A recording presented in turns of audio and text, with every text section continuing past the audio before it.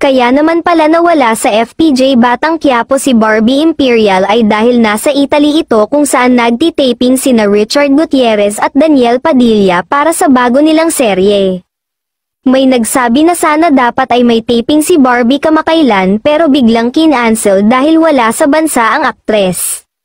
Maaalalang, naibalita rin ito ni OG Diaz sa Showbiz Update vlog nila ni Mama Loy kasama si Tita Jegs na in-upload kamakailan.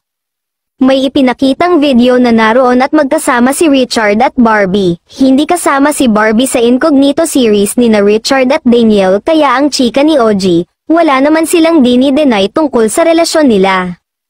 Sagot agad ni OG, Diyos ko kahit hindi ko naman tanungin sina Richard Gutierrez at Barbie Imperial ay alam ko namang sila naman talaga at makikita mo naman dun sa Italy, hindi naman sa kabilang kanto yan Loy, hindi naman sa Cubao lang.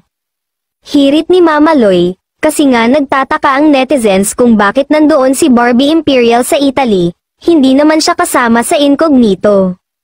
Di ba ang alam natin ay nandoon siya sa Batang Quiapo, tapos bigla siyang nawala, babalik si Barbie sabi niya sa akin, pero ito ang hindi niya naikwento sa akin na kasama siya sa Italy ni Richard Gutierrez, kaya yung iba nagtataka, hindi naman siya kasama sa Incognito, ang importante ay kasama siya sa trip.